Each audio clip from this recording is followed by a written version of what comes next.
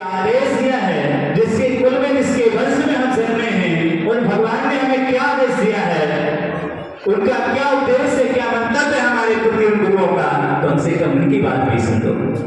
साल भर तो कम से कम ठुकराते रहे, नहीं अपना पाए अपने जीवन में भगवान, लेकिन इतना ही सुन लो कि आज जिस निर्वाणी को हम अचारों में बंद देखते हैं, एक बार उस निर्वाणी को खोलकर उसमें क्या लिखा है ये अपने कानों में पड़ जाए तो अपना जीवन धन्य हो जाए। यही बहुत बड़ा उपकार होगा वो ऋषि मुनियों के प्रति। उन्होंने पूरा जीवन लगा दिया किसके लिए, किसके लिए? उनको तुम 2 मिनट नहीं दे पा रहे हो, उन्होंने पूरी जिंदगी तुम्हारे लिए दे दी। क्या दी उन्होंने?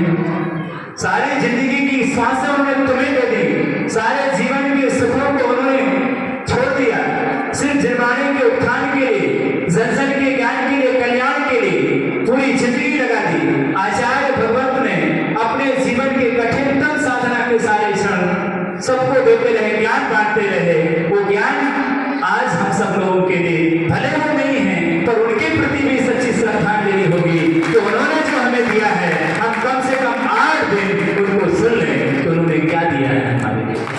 इन्हीं ग्रंथों को उन्होंने घोंटा है, इन्हीं ग्रंथों को उन्होंने पढ़ाया है, जिन ग्रंथों को पढ़कर वो इतने महान बने हैं, उन ग्रंथों में ऐसी क्या चीज लिखी होगी उसको हम सबको समझना है। कितने सारे ऋषि मुनि वही अमृत पीते रहते हैं 24 घंटे। मुनिराजों का आहार क्या होता है? आपका आहार क्या है? आपका आहार अन्नम भोजनम, पर मुनियों का आहार क्या होता है? ज्ञानामृतम भोजनम। क्या होता है? मुनियों से कहा है कि आपका आहार क्या है?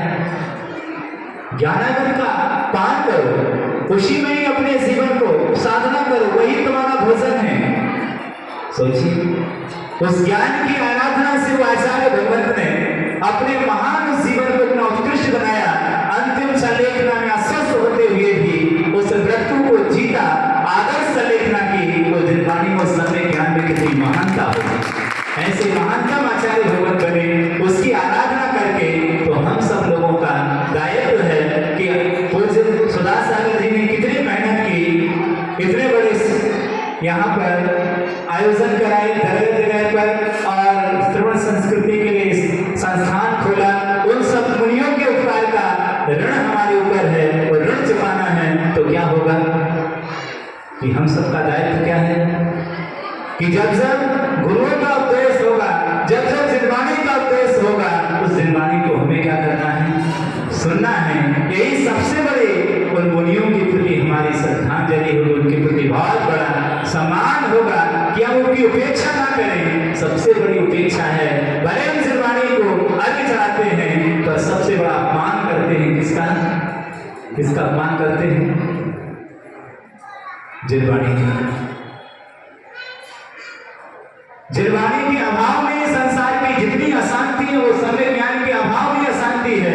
काल से यदि हम ज्ञान की आराधना कर लेते हैं तो सारी विषमताएं जीवन से दूर हो जाएंगी। ऐसा ये समय ज्ञान का पाठ आपको वो पढ़ा रहे हैं कि कम से कम हृदयंगम करने की कोशिश करो अपने घर में रहकर, और जिनाने में जाकर जब समय मिले तब आपको उस समय ज्ञान की आराधना करने का प्रयास करना है। निश्चित ही यदि हम लोग समय ज्ञान की आराधना के लिए उत्सुक हुए तो आने वाली पीढ़ी भी उसके लिए उत्सुक होगी। हम सम्मान दे सके निर्वाणी को, तो आने वाली पीढ़ी से भी उम्मीद रखेंगे कि वो मां निर्वाणी को क्या दे सके? सम्मान मिलेगा वहां से भी। और जब हम ही सम्मान नहीं दे सकेंगे, जब हम ही नहीं सुनेंगे, तो कैसी तुम्हारी पूजा है? तो उस भगवान की पूजा करते हो या वही भगवान बोलने लग जाए तो नाराज हो जाते हो वहां से। तो कम से कम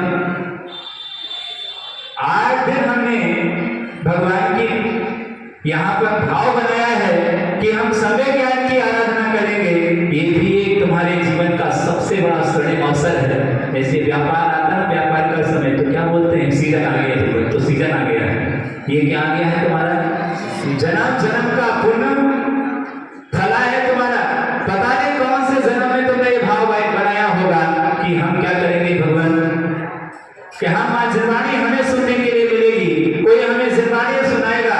सोचिएगा कि पुण्य उदय में आ गया और मिल गया है, किसी रागी ऋषि की कथा सुने, यहाँ कोई पापों की कथा नहीं सुनाई जाएगी, आपको तीतर से तीर्थंकर बनने की कथा सुनाई जाएगी।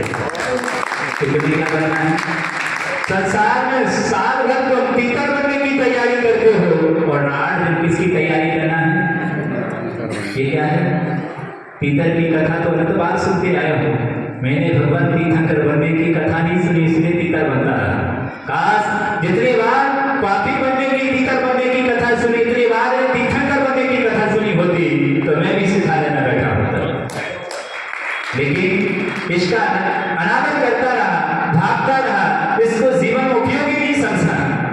तो सबसे बड़ी महत्वपूर्ण बात है, धर्म से सस्ता संसार में कोई दूसरा नहीं होगा। सुनाने वाले बहुत सस्ते हैं। धर्म की कथा सुनाओ, इधर से मना है धर्म से, कहता धर्म बस में सुनाना है।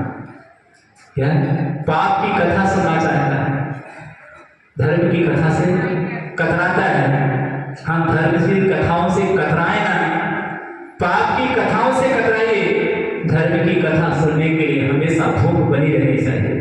ऐसे संस्कार हमारे अंदर हमें पैदा करना है कि भगवान धर्म की कथा सुनने के लिए हमारे प्राण हमेशा बने रहें। और यही भाव हमेशा, जब भी कोई कहे कथा सुनाओ तो सबसे पहले यही भाव आया कि धर्म कथा सुनाइए, मुझे संसार की पाप की कथा नहीं सुनना है। जब जब जहां जहां सुनाई जाएगी भगवान वहां सबसे पहले मेरा नंबर सबसे आगे हो, धर्म की कथा में पीछे ना हो।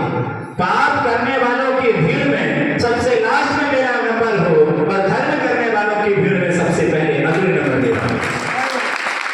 ये भाव हमेशा होना चाहिए कि भगवान ऐसा भाव में बनाऊंगा, कम से कम भले थोड़ा संसार है, इस अनंत संसार में अंधकार से भटक रहा हूं, कुछ न कर पाया, मुनि नहीं बन पाया, उतना काम जरूर करके जाना। मरने से पहले कम से कम अपना नाम पापियों की लिस्ट में नहीं, पुण्यात्माओं की लिस्ट में लिखवाते जाना। संसार में भटकने वालों की लिस्ट में नहीं, निर्माण जानने वालों की लिस्ट में अपना नाम लिखवाते जाना। भगवान भले जल्दी मिलेगा, लेकिन उन सिद्धों में बनने वाले सिद्धों की श्रेणी में आने वाला मेरा नाम हो जाए। जब जब लिस्ट उठाई जाए तो तुम्हारा नाम संसारियों में ना हो, तुम्हारा